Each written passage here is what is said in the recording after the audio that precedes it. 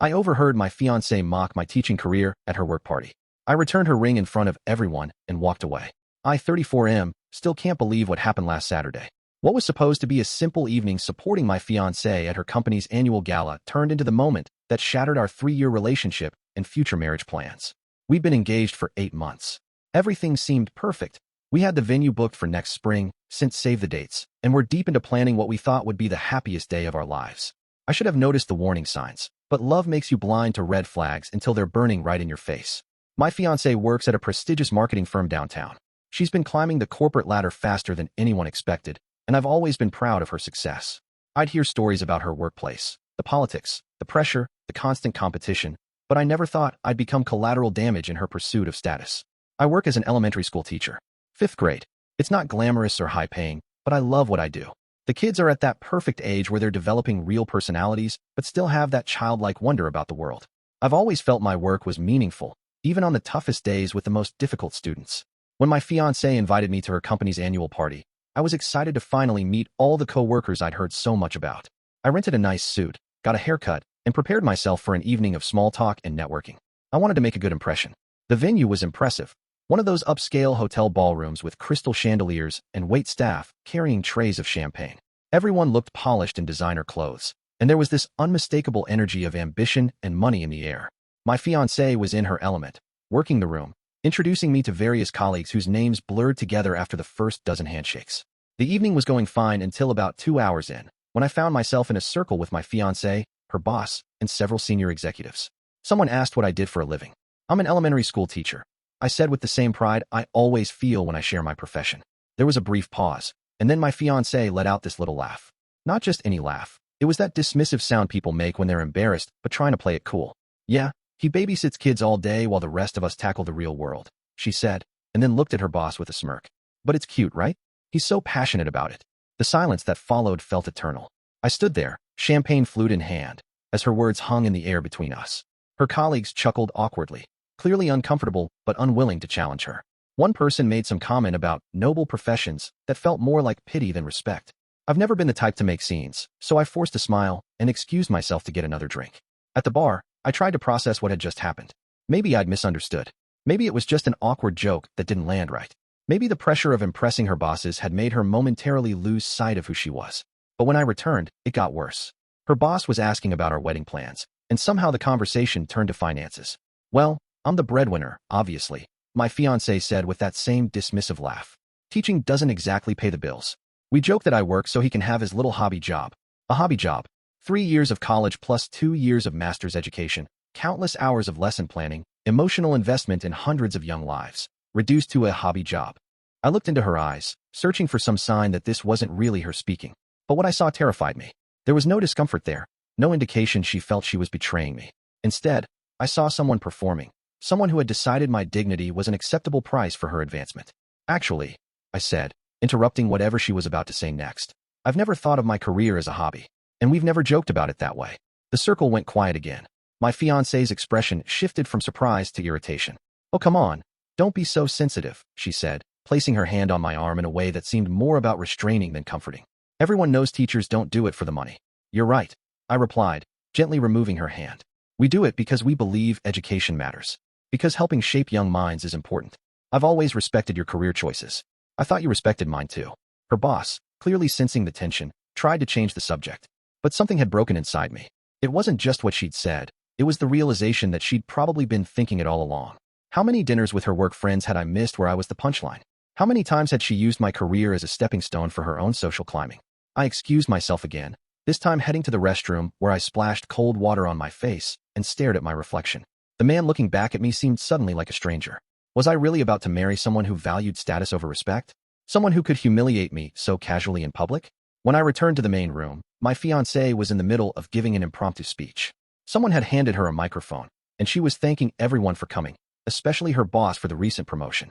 Then she spotted me and waved me over. And I have to thank my wonderful fiancé for his support, she said, gesturing grandly in my direction. He's always been my biggest cheerleader, even when he doesn't quite understand the high-stakes world we operate in. More laughter, more knowing glances exchanged. Something snapped. I walked over and took the microphone. My hands were steady, even though my heart was racing. Thank you all for your hospitality tonight, I said calmly. It's been enlightening. I've learned a lot about the woman I thought I was going to marry. My fiancée's smile froze on her face. I've always believed that how someone treats others when there's nothing to gain reveals their true character. Tonight has been revealing. I handed the microphone back to her, then reached for her hand. I gently removed the engagement ring I'd spent 6 months saving for, the one she'd tearfully accepted on a beach at sunset last year. I think you should keep this, I said quietly, placing it in her palm. Maybe it can help subsidize your lifestyle, since you won't have my hobby job to joke about anymore. The room had gone completely silent. Her boss stared at his shoes. Someone coughed. You can't be serious, she whispered, her voice a mixture of anger and panic. You're making a scene over a harmless joke? This isn't about the joke, I said. This is about the contempt behind it. I deserve better. So do you. I walked out of the ballroom, through the hotel lobby, and into the cool night air. My phone immediately started buzzing with her calls and texts, but I turned it off. I drove home in silence, packed an overnight bag, and went to stay with a friend. I knew the conversation wasn't over, but I needed space to think. The next morning, she showed up at my friend's place, eyes red from crying. She apologized profusely, blamed the alcohol, the pressure, her insecurities. She said she'd never meant any of it, that she was just trying to fit in with a workplace culture that valued the wrong things. I love you, she insisted. I love your passion for teaching. Please don't throw away everything we've built over one stupid mistake. I almost wavered. 3 years is a long time to invest in someone. We had a home together, shared friends, families that had already blended holiday traditions. Walking away meant dismantling an entire life we'd constructed. If it was just last night, maybe we could work through it, I said. But I've been thinking about other moments, comments you've made, the way you change the subject when I talk about my students, how you never want to attend school functions with me. This wasn't a one-time mistake. This was a mask slipping. She started crying harder, begging for another chance. Part of me wanted to comfort her, to take the easy road back to our comfortable life. But another part, a stronger part, knew this revelation was a gift. Better to see this now than after signing marriage papers. I think we both deserve to be with people who truly value us for who we are, I said. I hope you find someone whose career impresses your colleagues. I hope I find someone who understands that not all meaningful work comes with a big paycheck. That was 3 days ago. I'm still staying with my friend, trying to figure out next steps. Our apartment lease is in both our names. We have joint accounts to untangle, wedding vendors to cancel, families to tell. It's overwhelming. But beneath the logistical chaos, I feel something unexpected, relief. Like I've narrowly avoided a future where I slowly diminish myself to fit someone else's narrative, where I gradually internalize the idea that my work matters less because it pays less. Yesterday, I went back to my classroom to prepare for the upcoming week. As I arranged desks and hung new artwork, I thought about the thank you notes from former students that I keep in my desk drawer. The parents who've told me their child finally loves reading because of my class. The moments when I see understanding click in a student's eyes after they've struggled with a concept. No one at that party would ever understand the wealth in those moments. And that's okay. What matters is that I do. Still, in quiet moments, doubt creeps in. Was I too hasty? Too prideful? Should I have given her another chance to prove she truly respected me? Am I throwing away a good relationship over wounded ego? Then I remember the look in her eyes as she called my life's work a hobby job. There was no love there, only calculation. Last night, her sister called.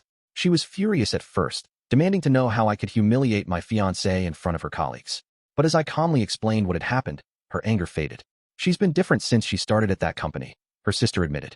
More focused on appearances, less like herself. But she does love you. I know that much. Love without respect isn't enough, I replied. After we hung up, I sat on my friend's couch staring at the darkened TV screen, seeing my reflection fragmented in the glass. I thought about the students I'll teach tomorrow, how I'll encourage them to stand up for themselves, to know their worth isn't determined by others' opinions. How hollow those lessons would feel if I couldn't follow them myself. My phone buzzed with another message from my fiancé. Please come home. We need to talk. I made a terrible mistake. I can change. I haven't replied yet. Part of me wonders if people really can change such fundamental attitudes. If the values that matter most to us are fixed or fluid. If respect, once lost, can truly be rebuilt. Tomorrow I'll face 28 fifth graders who will ask why I look tired, who will need my full attention as they navigate fractions and paragraph structure and playground politics. Their problems will temporarily overshadow mine, and for that, I'm grateful. For now, I've decided to focus on the one certainty I have. I don't regret standing up for myself and the work I believe in. Whatever comes next, reconciliation or permanent separation, that truth will remain. The next week was a blur of logistics and emotion. I moved most of my essential belongings out of our shared apartment while she was at work, leaving her a note explaining I needed space to think. Her texts alternated between desperate apologies and angry accusations. How could I embarrass her like that? Didn't 3 years mean anything? Wasn't I being overly sensitive about a joke that didn't land right? I didn't respond to most of them. What was there to say? We clearly saw the situation differently, And that difference itself told me everything I needed to know. My principal was understanding when I requested a few personal days. The dark circles under my eyes probably told her more than my vague explanation about relationship troubles. Teaching while heartbroken isn't fair to the kids. They deserve an educator who's fully present. On Wednesday night, I was sorting through some papers at my friend's kitchen table when my phone rang. It was my future mother-in-law, or I guess, my no longer future mother-in-law. She told me what happened, she said after an awkward greeting. Her version, anyway. And what version is that? I asked, bracing myself. That you overreacted to some office banter. That you humiliated her in front of her entire company over nothing. Her voice wasn't accusatory, more confused, like she was trying to reconcile the person she thought she knew with my actions. I took a deep breath. Did she tell you what she said? About my job being a hobby? About how she's the real breadwinner? The silence that followed told me she hadn't. That doesn't sound like her, she finally said, but her tone had shifted. Less certain. It didn't sound like her to me either, I replied. That's why I'm so devastated. We talked for almost an hour. She listened more than she spoke, occasionally asking questions that revealed her own concerns about changes she'd noticed in her daughter over the past year. The obsession with status, the increasing materialism, the subtle distancing from family traditions that suddenly seemed too quaint for her new lifestyle. She wasn't raised to think this way, she said sadly. Her father was a plumber, for goodness sake. She grew up proud of that. After we hung up, I felt a strange combination of validation and sadness. It wasn't just me who'd noticed the transformation, but understanding the problem didn't make it any easier to solve. 2 days later, I returned to the classroom. There's something healing about the relentless routine of school. Bell schedules and lesson plans leave little room for wallowing. My students noticed I seemed tired, but were easily distracted by the new science experiment I'd planned, watching bean plants respond to different light conditions. Mr. K, you look sad, one girl said while working on her observation journal. Did your pet die? Kids have a way of cutting straight to the heart of things. No, nothing like that, I said. Sometimes grown-ups have hard things happen too. She nodded sagely. My mom says when you're sad, you should do something nice for someone else. Want to help me water the plants? So I did. And she was right. It helped. That weekend, my fiancé asked to meet in person. We agreed on a coffee shop, neutral territory. I arrived early, ordered a black coffee I didn't really want, and watched the door with a strange detachment. The woman who walked in 10 minutes later looked smaller somehow, less polished than I was used to seeing her. Thank you for meeting me, she said, sliding into the chair across from me. She'd been crying. Her eyes were puffy despite careful makeup. I nodded but didn't speak. What was there to say? I've been doing a lot of thinking, she continued. About what I said. About why I said it. She paused, gathering herself. I've also been talking to my mom. That surprised me. She and her mother had grown increasingly distant over the past year. She thinks I've changed. That the job has changed me. Her voice cracked slightly. She's not wrong. She told me about the constant pressure at her firm. How her boss had passed her over for promotion twice before making comments about her lack of killer instinct. How she'd watched colleagues climb faster by cultivating certain personas, detached, slightly ruthless, dismissive of anything that couldn't be monetized. How she'd slowly started adopting those traits herself, first as a conscious strategy, then as habit. That doesn't excuse what I did to you, she said. Nothing could. But I want you to know it wasn't really about you or your job. It was about me trying to be someone I thought I needed to be. Part of me wanted to comfort her. The familiar impulse to smooth things over, to be the reasonable one, to absorb another's pain. But another part, a stronger part, held firm. I believe you, I said. But that doesn't change anything. Her face fell. What do you mean? I mean that understanding why someone hurt you doesn't make the hurt disappear. It doesn't rebuild trust. I can change, she insisted. I've already started. I'm looking for another job, somewhere less toxic. I've been reconnecting with my mom. I even visited Dad's garage yesterday, something I haven't done in months. That's good, I said sincerely. Those all sound like positive steps.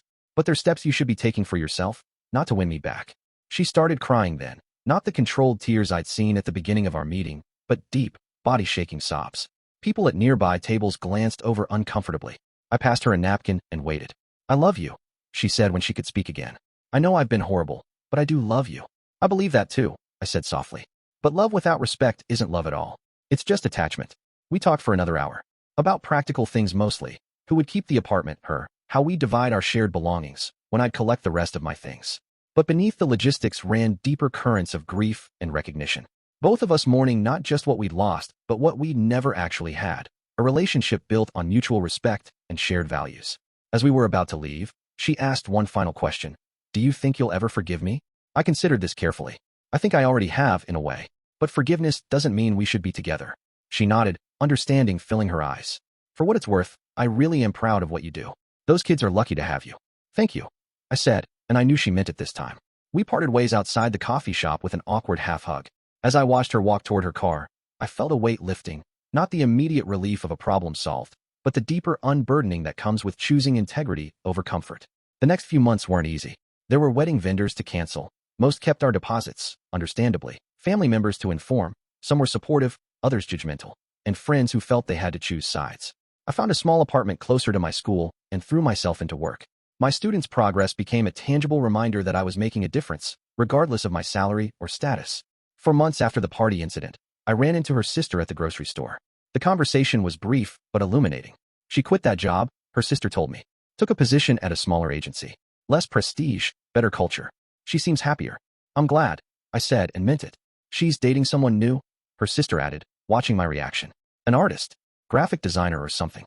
I nodded, surprised to feel no jealousy. I hope it works out. You know, her sister said as we were about to part ways, what you did that night was actually good for her. Painful, but necessary. Sometimes we need to lose something valuable before we recognize what really matters. I thought about those words during my drive home. Wondered if they were true or just a kind fiction to ease lingering guilt. Either way, I was at peace with my decision. That evening, I received an email notification for a parent-teacher conference I'd forgotten to add to my calendar. I quickly prepared my notes on the students' progress, grateful for the distraction from memories that still occasionally surfaced. The conference went well. The parents were concerned about their son's recent slip in grades, but appreciative of my detailed observations and suggestions. As they were leaving, the father hung back for a moment. My boy talks about you all the time, he said. Says you're the best teacher he's ever had. Made him actually like reading. He shook my hand firmly. Just wanted you to know that what you do here matters. Really matters. I thanked him, suddenly fighting unexpected emotion. His simple acknowledgement meant more than he could know, especially after everything that had happened.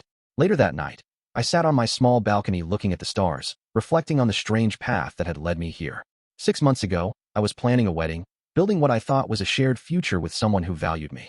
Now I was alone in a new apartment, rebuilding a life that was entirely my own. Yet somehow, I felt more certain of my worth than ever before. There's a particular kind of strength that comes from walking away from something that diminishes you, even when staying would be easier. A clarity that emerges when you finally see the difference between what you want and what you deserve. My phone buzzed with a text from a colleague, asking if I was interested in joining a committee to develop new curriculum for the district. They need someone with your passion and experience, she wrote. Good stipend too. I smiled as I texted back my acceptance. Not because of the extra money, though that was welcome, but because of the recognition, from others and from myself, that my work had value that couldn't be measured in dollar signs or status symbols. I sometimes wonder if I'll ever see my ex-fiancée again. If we'll run into each other at some mutual friend's event and exchange awkward pleasantries. If years from now, we'll look back on that painful night as a turning point that ultimately led us both to better lives. But mostly, I focus on the present, on the lesson plans for tomorrow, on the small triumphs in my classroom, on building relationships with people who see my work through the same lens I do, not as a stepping stone or a compromise or a hobby job, but as a vocation that shapes futures in ways that can't be quantified. Sometimes the hardest decisions lead to the greatest clarity. Walking away from my engagement was painful, public, and unplanned. But in that moment of raw honesty, standing in a room full of strangers who had just witnessed my fiancé's contempt, I found a version of myself I could respect. And that, ultimately, is worth more than any relationship.